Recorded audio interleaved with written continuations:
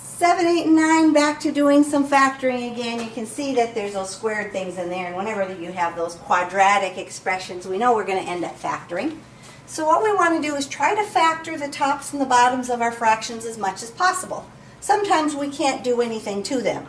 X minus 1 doesn't have any greatest common factors, doesn't have any squared terms, so I just have to leave that as x minus 1.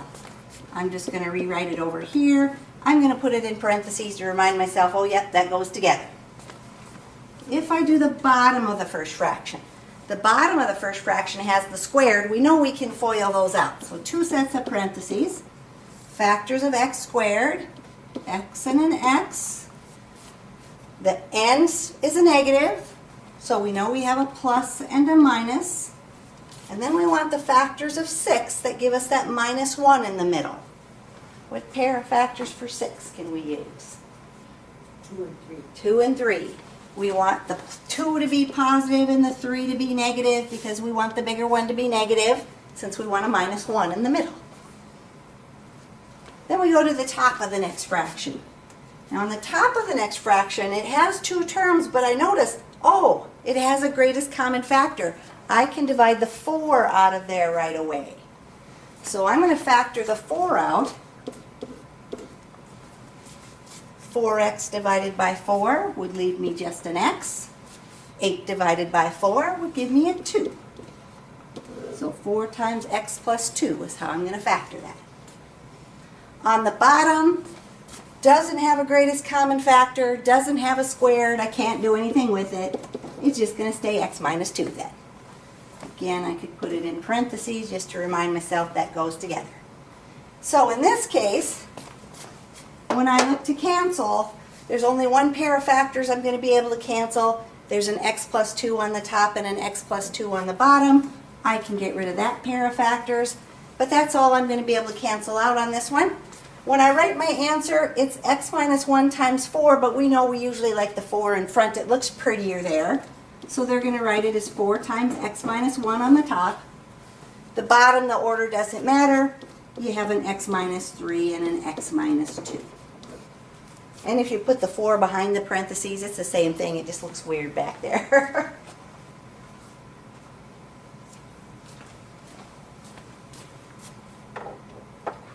What's the bottom going to be? The x minus okay. 3 and the x minus 2 that we didn't cancel out. I'll move the board up so you can see better on the next one there. X minus 3.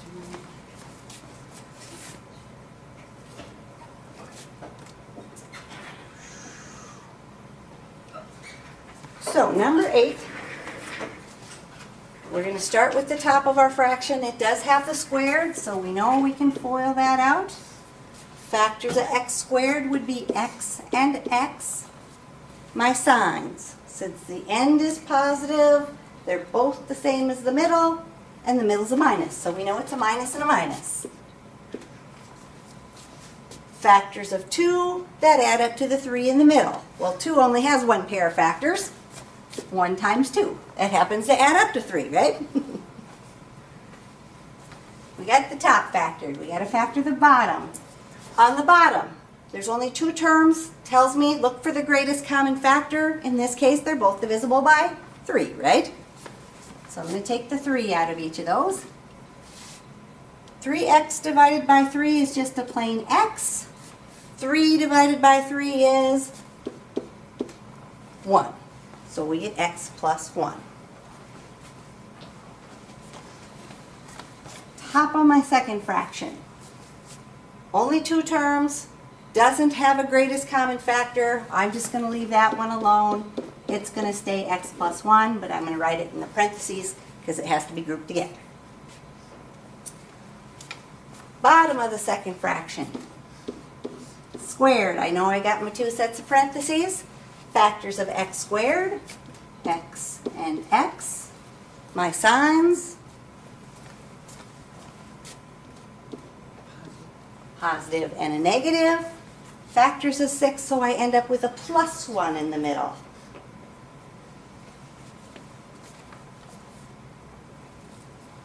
Two and 3. And which one has to go by the plus sign? 2. I want a plus 1. Oh, 3. The 3, the bigger one has to go by the plus sign, right? positive 3 minus 2 is the plus 1 in the middle. So the other one we had a minus 1 in the middle, and so they're just switched around. Looking to see what we can cancel. What can we cancel on this one? The x1, x plus 1. The x plus 1s. Anything else? The x minus 2. The x minus 2s, exactly. So on the top, the only thing I have left is that x minus 1. I don't need the parentheses since it's not going to be times anything else. On the bottom, we have this 3 here, and then we have the x plus 3 over there. So we get x minus 1 over 3 times x plus 3. All right, go ahead, try number 9.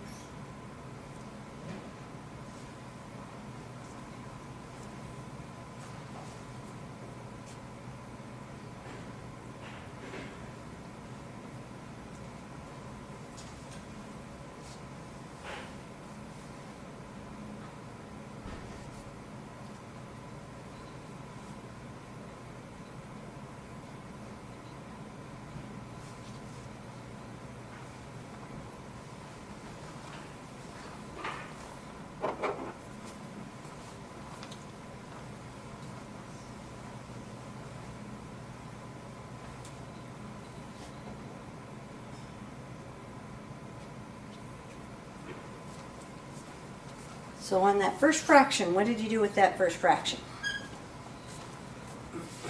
Just left the top alone. Left the top alone as x plus 1.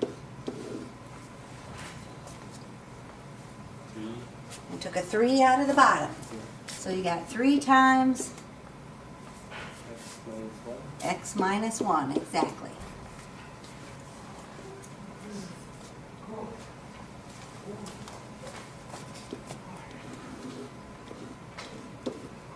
Next one you had to FOIL out. We know it's an x and an x. Our signs would have been Positive positive and a negative because the end is negative.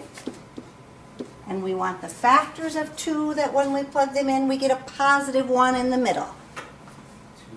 2 and 1. The bigger number has to be by the plus sign. Positive 2 minus 1 is plus 1 in the middle. On the bottom, we know we had to FOIL that one out. And again, we have x and x. Our signs. Our signs. One of each because the end is negative, right? So positive and a negative. Factors of 3 that when we plug them in, we get a minus 2 in the middle. 1 and 2, or 1 and 3. 1 and 3, and which one has to be by the negative side? 3. 1 and 3. We know the middle wanted to be negative, so the bigger number had to be by the negative. So what can we cancel out of there? X plus 1, x minus 1. And that looks like about it. So our answer, x plus 2 over 3 times x minus 3. That's way too much thinking. We're only in the review.